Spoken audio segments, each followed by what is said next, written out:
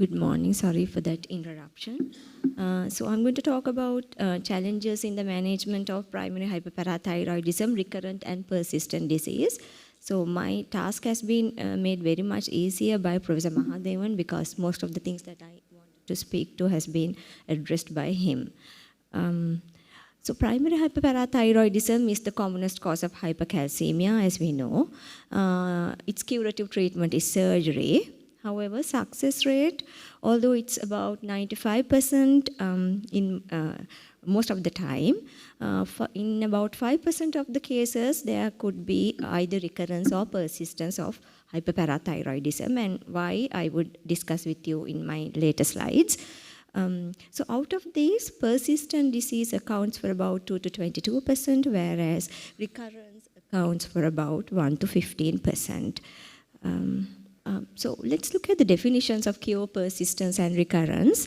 So cure is defined if there is re-establishment of normal calcium homeostasis for at least 3 months after surgery, whereas persistence is defined if there is either persistence or reappearance of hypercalcemia within 6 months of surgery. Whereas recurrence is defined as normocalcemic period of more than 6 months before reappearance of hypercalcemia. So if it's persistent, if it's less than 6 months, and recurrence if more than 6 months. So before we talk about the causes of persistence and recurrence, we need to keep in mind that there are about 6 anatomical locations that have been described for parathyroid glands. I think one of the previous speakers spoke about this. And apart from that, we need to also note that there could be supranumerary parathyroid glands, which could be below the thyroid in the remnants of the thymus or between other two parathyroids. And also in about 8% of the cases, there could be ectopic lesions for the parathyroid glands. If we briefly look at the causes for primary hyperparathyroidism, in 84% of the time, it's due to a single parathyroid adenoma. Whereas in about 10% of the time, it's due to diffuse hyperplasia, and in about another 5%, it's due to double adenomas. And then again, if we look at the causes for persistence or recurrence, again, it's the same. So most of the time, it's due to either an adenoma or a hyperplasia. Right. So if we again closely look at the causes for persistence and recurrence, the first thing for persistence is inexperience of the surgeon. So although we say that the cure rate is about 95%, various studies have shown that if the surgeon operates less than 10 times per year, the failure rate could be as high as 30%. So that's something that we need to note down. So probably surgery for even primary hyperparathyroidism, de novo disease, should be done where there is an experience or where there is a relatively high volume of surgery for hyperparathyroidism. And also, it may be due to an overlooked parathyroid adenoma. As I described earlier, there could be, even in the normal locations, there can be a lot of variations in the position of the parathyroid gland, or they could be ectopically located, or there could be supranumerary parathyroid glands. And again, if there is multiglandular disease, as in the inherited syndromes like MEN1, sometimes you might not be able to cure the patient completely. And of course, in parathyroid cancers, because of the invasiveness of the disease, there might be an incomplete resection. And when we look at the causes for recurrent hyperparathyroidism, again, multiple gland disease is the commonest cause, followed by parathyroid cancer and something called, multi-gland disease, it is said that when you do total parathyroidectomy and autotransplantation of the gland to the forearm, sometimes there might be a recurrence in that transplanted parathyroid. And also, there is something called parathyromatosis, which is a rare condition when there is diffuse multiple nodules of hyperfunctioning parathyroid tissue in the neck and the superior mediastinum. So that is a benign condition, but still you could get recurrent hyperparathyroidism due to this. right? So there are a number of predictive factors for recurrence or persistence. If you're more than 70 years of age, it is said that you're more likely to have persistent or recurrent disease if you're obese or an anesthesia ASA score of 3 or above. And just like in experience of the surgeon, if the low hospital volume, case volume can be associated with recurrence. And then also, if your scintigraphy results, especially with SESTA maybe, is ambiguous, and especially if you are doing a minimally invasive surgery, which is the case in most of the time now, there could be a recurrence or persistence. And also, again, in minimally invasive parathyroidectomy, if there is at least one preoperative imaging that is inconsistent with the intraoperative findings, you can still have a higher risk of recurrence or persistence. And also the surgical strategy that you use, because as the previous two speakers have highlighted, the neck exploration by an experienced surgeon is the most important thing rather than any of these other imaging modalities. So it is important to note that we need to follow up these patients who've had surgery for the primary disease long term, because many studies have shown that this recurrence occurs late. So in one study where the median follow-up was only 6.3 years, 34% of the recurrences occurred after 10 years of the initial surgery. So long-term, even lifelong follow-up of patients is needed to detect recurrences. So after we have decided that the patient has had a recurrence or a persistence, we need to do certain things before we resort to surgery. First thing is the verification of the initial diagnosis. Now, diagnosing primary hyperparathyroidism is quite straightforward and can be done with 100% accuracy, where you get a high or a inappropriately normal intact parathyroid hormone with a high calcium. However, 2 to 10% of the persistent disease is because the initial diagnosis was wrong. Right. So, for example, in familial hypocalciuric hypercalcemia, they have slightly elevated calcium levels, normally around 3, and a normal PTH, but sometimes a small percentage could have high PTH.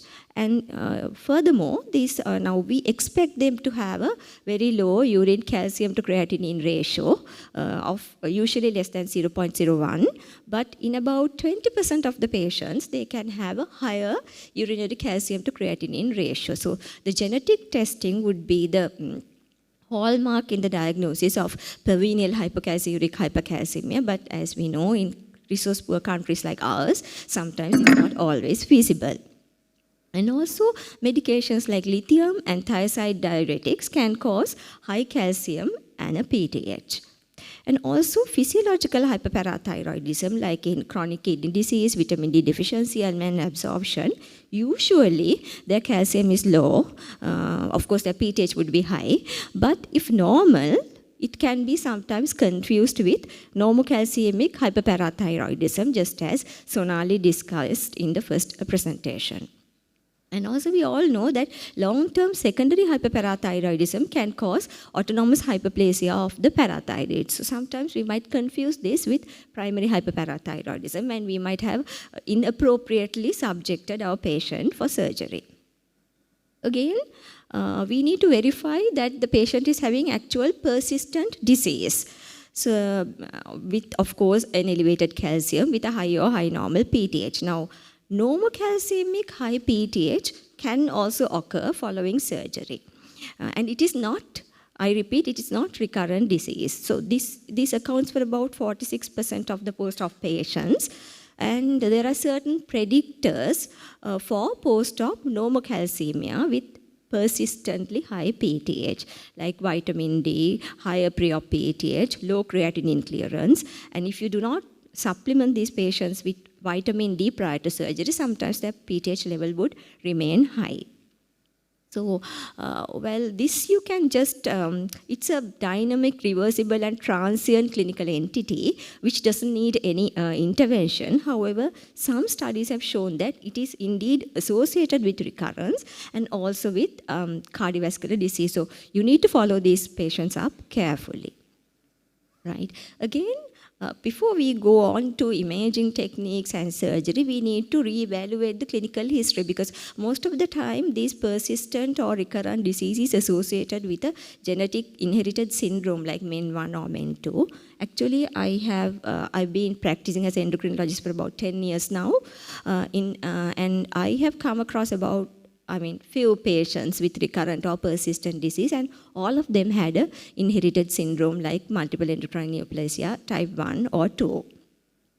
So that's very important. And the second thing is you need to go back to the surgical notes and see what type of surgery was performed, whether it was a lateral or central approach, whether it was a focused surgery, or whether it was unilateral exploration or bilateral neck exploration, and which parathyroid glands were identified, which were removed, whether there was biopsy taken, and whether the parathyroids that were left were marked with clips or sutures. And we also need to go back to the pathology report and also revisit localization studies. So when you think about surgery, so if you've decided to, if you confirmed all this and that this is indeed recurrent or persistent disease, the indications for surgery are same as for de novo disease, but you need to keep in mind that the surgical complications are higher with recurrent disease. So it is said that there is about 10% risk of recurrent laryngeal nerve damage and about 20% risk of permanent hypoparathyroidism. So surgery, ladies and gentlemen, is not needed for all. Well, you need to consider surgery if the patient meets criteria recommended for surgery, even if they are asymptomatic. And also if successful surgery will improve clinical outcomes. Now, if it's a very frail elderly patient with so many other comorbidities, sometimes redo surgery might not benefit them. And also to see whether parathyroidectomy is curative, and you need to weigh the risks and the benefits. And the timing of the second surgery is also important, because the decision for surgery in persistent disease should not be taken hastily. Although calcium levels normalizes within 48 to 72% after the initial surgery, in the majority, in about 10% it may be delayed. And the pathological gland needs to be very precisely localized with quality imaging techniques in experienced centers. And usually it is said that the secondary surgery should be performed after about a minimum of 3 months post-operatively, as the surgical area is greatly affected by the inflammatory scars of the first surgery. So there is no haste in doing the second surgery. And it is very, very important to localize the disease when you are going for a second surgery. So as Dr. Mahadevan said, you can start with simple investigations like the ultrasound scan, because it's inexpensive, accessible and radiation free. The sensitivity is about 38 to 72%. Now the sensitivity is less than for de novo disease. The disadvantages, as he also mentioned, are that there is a decreased resolution with high body mass index, and of course this would depend on the sonographer's experience, and there is limited visibility in parathyroid hyperplasia and in low-lying upper or inferior glands. And then we, of course, go on to scintigraphy. So what we commonly use is dual phase method using Cesta maybe labeled technetium 99. So you can improve the sensitivity by combining this with single photon emission computer tomography or SPECT-CT. So the Cesta may be with SPECT or SPECT-CT, the sensitivity is like higher than for the ultrasound scan. It's about 74 to 86%. And the advantages include that you can assess the deeply located glands in the neck or ectopic parathyroids even in the mediastinum. And this has relatively low radiation compared to 4D CT, which I will describe later. Again, there are a few disadvantages like possible false positive results from thyroid nodules and reduced effectiveness in parathyroid hyperplasia. Another thing you need to note that is with patients with previous exploration of the neck, there might be an impairment of the anatomy and altered perfusion of the remaining glands. So the acuity might not be as high as for de novo disease. And again, just like Dr. Mahadevan said, you could also go for 4-dimensional CT and PET-CT.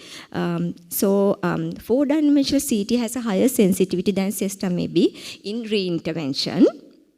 And this has a greater sensitivity for parathyroid hyperplasia when compared to other methods. And then PET-CT, I know it's not freely available, has proven to be better than 4D CT. So in current recommendations, it is recommended that you go for 18-fluorocholine PET-CT